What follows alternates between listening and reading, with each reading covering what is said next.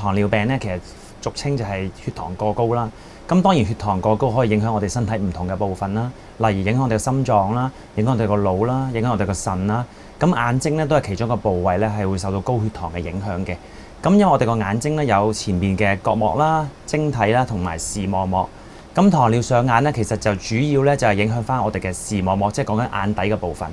俗稱我哋用相機嚟計咧，鏡頭就係等於我哋嘅晶體，菲林咧就等於我哋嘅視網膜。所以當我哋嘅視網膜咧受到破壞咁嘅話咧，咁我哋其實就好難逆轉嘅視力㗎啦。咁所以我哋希望早啲發現就可以早啲控制到個問題。咁高血糖咧其實就會破壞咗我哋視網膜嘅細胞啦，同埋破壞咗個血管嘅。咁導致咧佢會有啲破損啦，令到入邊嘅血啦會有啲滲漏嘅情況出嚟，從而會發生例如黃斑水腫啊，又或者係視網膜會有出血嘅情況出現嘅。咁如果患上糖尿病，係咪一定會患上呢個糖尿上眼嘅咧？咁一般嚟講啦，其實我哋香港咧就有大約70萬嘅病人咧，就有呢個血糖高、糖尿病嘅情況出現嘅。咁當然唔係個個都會有呢個糖尿上眼嘅情況啦。咁根據呢個全球性嘅統計咧，就發現咧其實有34.6% 嘅病人咧有呢個唔同程度嘅糖尿病上眼嘅問題出現嘅。其實糖尿病就講緊我哋一般我哋嘅血糖水平係高於常人啦，大約就係7% 或以上嘅。咁當然糖尿病如果係嚴重嘅情況底下啦，咁佢就會破壞我哋嘅血管，導致我哋血管咧有呢個滲漏嘅情況出現。如果一旦佢影響我哋眼睛嘅血管咧，就會導致糖尿上眼。一般嚟講咧，糖尿上眼咧其實就係影響緊我哋嘅視網膜，有機會有呢個黃斑水腫嘅情況啦，又或者有個增生性嘅血管視網膜病變嘅。糖尿上眼係咪一定係兩隻眼一齊出現？會唔會係單一隻眼出現嘅咧？嗱，通常咧我哋兩隻眼嘅都有血管啦，咁通常咧佢哋有機會咧，如果糖尿病影響血管嘅話咧，其實兩隻眼都會受影響嘅，但係通常咧都係唔同程度嘅影響。係啦，咁所以通常一隻眼咧，通常就會嚴重啲啦。另外隻眼有機會就相對性嚟講就冇咁嚴重咁樣咯。咁所以變咗病人咧都未必話同一時間咧都會睇唔到嘢咁。咁我哋普通一般市民咧，佢點樣去預防呢個糖尿病上眼咧？其實咧所有病咧都係病向淺中醫啦。咁首先我哋都係從呢個日常生活嘅習慣開始做起啦，飲食嗰度要均衡啦，食多啲生果蔬菜啊，少食肉咁樣。咁另外就可以食一啲抗氧化嘅食物，例如有帶有 Omega-3 嘅食物啦。咁做多啲帶氧嘅運動啦，每日起碼做30分鐘啦。咁要控制翻自己身體嘅其他嘅慢性疾病，例如血壓啦，同埋膽固醇啦。咁同埋要定期去做一啲詳細嘅檢查，咁就去做一個早啲嘅預防咁樣咯。咁我哋有冇啲簡單嘅自我檢測可以 check 到自己有冇呢個糖尿上眼嘅咧？係啦，咁我哋咧就可以用呢一張格仔紙啦。咁其實係咩嚟嘅咧？咁我哋咧就叫個病人咧逐隻眼 check 嘅，大約喺33 cm 嘅距離。咁關閉其中一隻眼睛啦，或者遮住其中一隻眼睛啦，跟住望住中間呢一點。咁我哋再睇下格仔咧有冇話攣咗咁樣，因為呢個檢查咧其實主要係想檢查黃斑點嘅位置。咁如果一旦病人有呢個黃斑水腫嘅問題咧，佢就會睇到啲線會攣咗。再嚴重，如果黃斑有拉嘅話咧，佢直情有個盲點嘅，咁變咗可以俾病人可以分析到咧佢眼睛係咪受到視力嘅影響。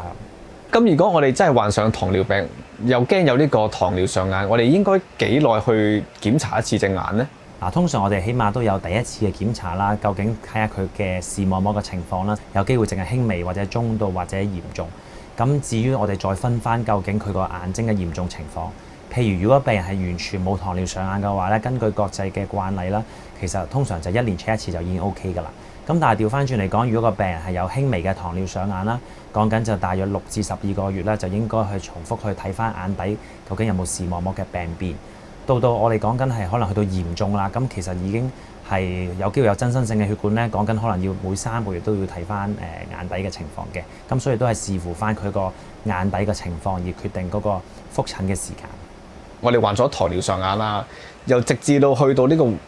黃斑水腫係有用幾耐時間呢？其實一般就好難用一個年期嚟去界定嘅，因為頭先都講過啦，佢如果本身有糖尿病啦，佢如果1型糖尿病又會比較嚴重啲啦，因為1型糖尿病通常我哋就要用胰島素去控制啊，同埋通常佢係比較後生有呢個問題出現嘅。咁另外就係佢如果係佢嘅年期越長嘅話啦，咁又有機會令到嗰個糖尿上眼嘅嚴重性會增加啦。最後就係如果佢糖尿病控制得唔好嘅話，暴飲暴食嘅話，食好多糖分啊，或者佢本身有其他唔好嘅習慣啊，例如吸煙啊，又或者佢係有其他嘅疾病，例如血壓高啊、膽固醇啊，因為呢啲疾病咧同樣都會破壞血管嘅。咁如果有呢啲病嘅共存嘅話咧，咁變咗佢糖尿上眼嘅風險又會增高咗，所以其實有好多唔同個原因咧，都會影響咗佢糖尿上眼嘅風險嘅。頭先你講到糖尿病咧係分1型同2型嘅喎，咁係點樣分法㗎？其實就睇下佢本身即係嗰個糖尿病嗰個病發嘅時間啦。咁因為通常係病發會早啲嘅，首先都講過1型嘅話，而2型咧通常係講緊可能同飲食有關啦，同埋個肥胖症有關啦。咁通常就會比較即係後期少少先發生嘅。咁通常2型嘅糖尿病咧，通常都係靠藥物去控制。咁但係如果1型嘅話，通常都係需要用胰島素去控制翻佢血糖嘅水平指數。咁一般患咗幾耐糖尿病咧，先會容易患上呢個糖尿上眼嘅咧？嗱，一般嚟講咧，其實3至5年起啦，其實就開始咧有機會咧糖尿病咧產生咗一個視網膜嘅病變嘅。咁但係通常嚟講咧，我哋都係講緊係由一步一步咁樣啦，即係由輕度慢慢變中度。咁所以如果你早察覺嘅話咧，其實都有機會可以逆轉到嘅。咁第二嚟講咧，我哋發現咧糖尿病2型嘅病人啦，大約喺平均喺8年度啦，其實就開始有糖尿上眼嘅情況出現啦。咁當然嚟講，年期越高啦，或者個糖尿控制得越差啦，其實嗰個病發嘅機率就會越高嘅。咁嚟講咧，其實如果10年以上啦，其實都大約有60%嘅病人啦，都會有糖尿上眼嘅情況出現啦。而當個病人啦患上呢個糖尿病15年或以上啦，其實都有80%嘅病人啦，都會有呢個糖尿上眼嘅情況出現。所以當個病人咧一旦知道自己有糖尿病嘅問題咧，通常普通科醫生啦，佢都會轉介唔同嘅專科去睇嘅，例如眼睛啦或者心臟啦，咁希望盡早發現個問題咧，盡早去控制住個情況嘅。咁糖尿病上眼其實會有啲咩特徵嘅咧？咁首先佢本身如果糖尿病咧，其實佢有一般嘅病徵啦，例如佢哋會覺得口渴啦，會成日夜晚會去小便啦，又或者係佢會個傷口咧好容易發炎咁樣，又亦都好容易受到感染。咁至於糖尿上眼咧，一般咧喺初期咧其實係冇症狀嘅，所以個病人咧都未必好容易察覺到。當佢察覺到嘅時候咧，其實已經去到比較嚴重或者比較遲嘅情況。咁啲病人咧通常可能會有機會睇到中央嘅視力受損啦，因為黃斑點係主宰住我哋嘅中央視力嘅。咁佢哋可能睇嘢會有直線變攣線嘅情況出現啦，又或者如果佢血管有滲漏嘅情況出現咧，佢會有個玻璃體出血。咁玻璃體出血嘅話咧，其實會有啲飛蚊嘅情況出現嘅。咁都係會有啲蒙啦，或者有啲好似有啲污糟嘅影像咁樣啦。咁最後咧，如果去到好嚴重嘅情況底下，會導致視網膜脫落啦，咁就會有機會失明嘅。咁頭先你提及過會出現飛蚊症啊，或者水腫黃斑嗰啲咧，係咪已經去到好後期嘅咧？係啦，因為我哋糖尿病咧，其實都有分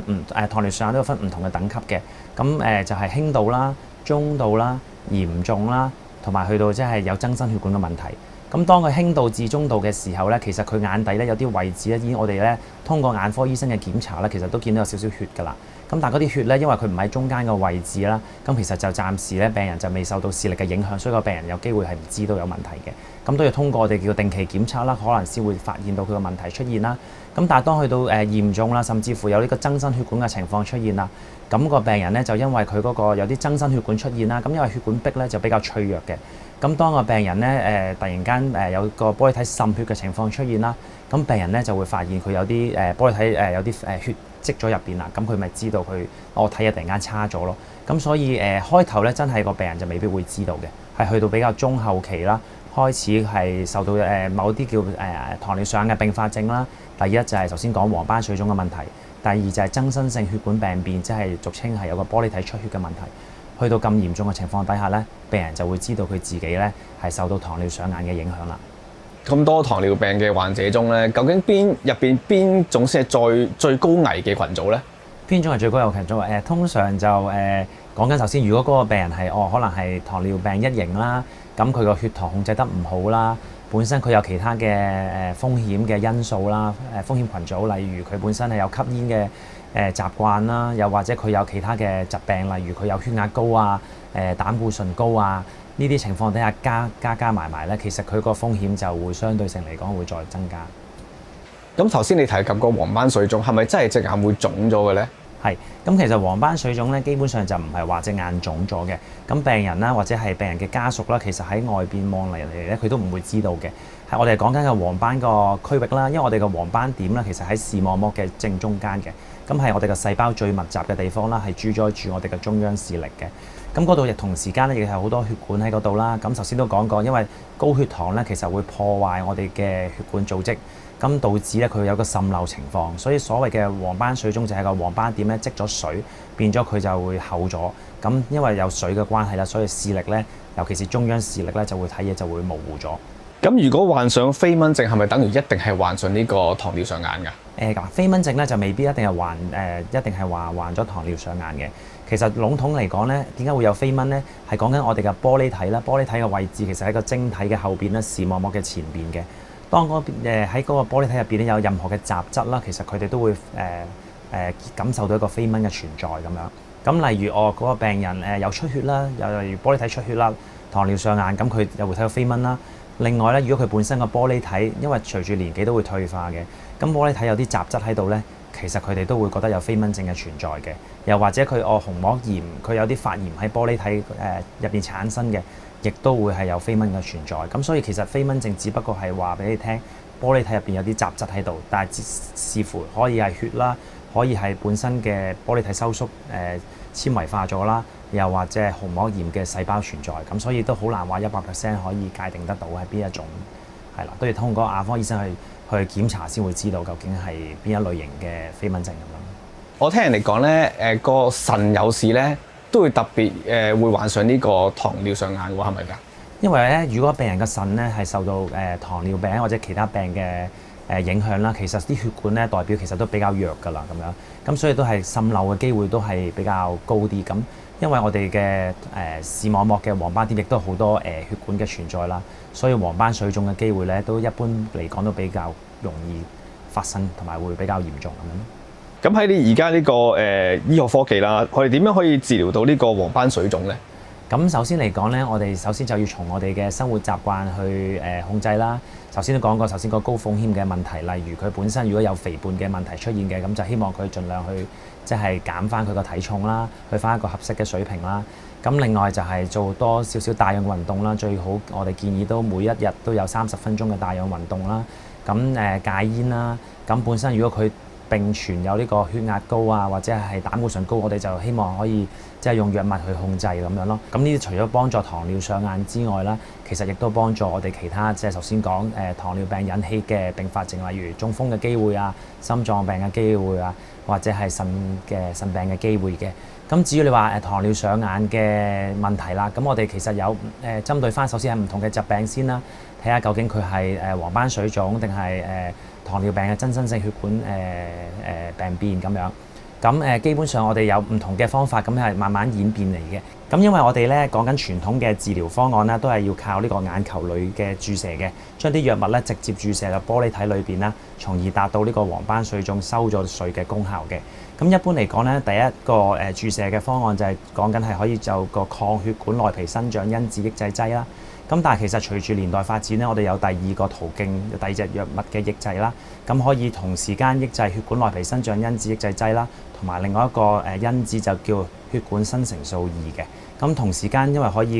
抑壓兩個因子啦，咁對比呢個傳統嘅方案嚟講咧，其實收水嘅功效咧會一般係比較好啲啦。第二咧，其實就可以咧打咗藥，隨住慢慢打藥之後啦，因為我哋通常打藥都係1個月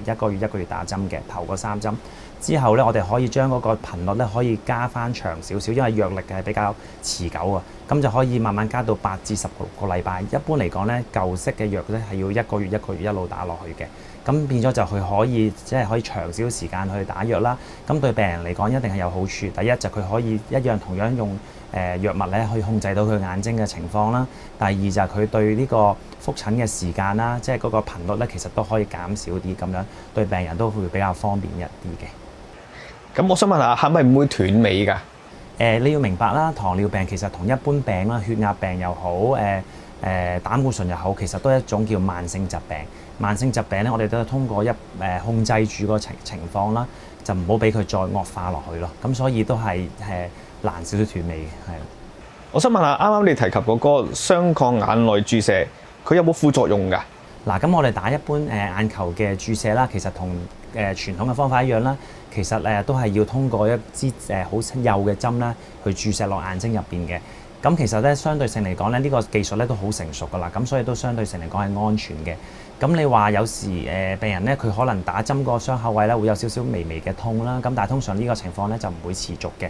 咁另外就有機會佢眼白嗰度因為都有啲血管啦，咁有時佢哋如果眼睛打緊張嘅時候喐咗咧，其實我哋叫有少少微小管爆啦，咁眼白有一撇紅色咁樣嘅，咁呢啲其實都唔會影響視力嘅。咁當然一個好細風險啦，有機會有呢個感染啦。咁但係呢個情況其實真係非常之罕有啦。咁但係如果病人咧就做完呢個眼球注射咧，有呢個睇視力再模糊多咗嘅時候啦，咁就盡快咧我哋要揾眼科醫生去作詳細嘅檢查。生活無限係一個健康同醫療嘅資訊頻道，分享唔同嘅心理健康同營養運動嘅秘訣，亦都會邀請唔同嘅專科醫生講解醫學知識。記得 follow、like 同 share 我哋嘅 channel。如果有啲咩想知嘅健康主題，不妨留言俾我哋啊！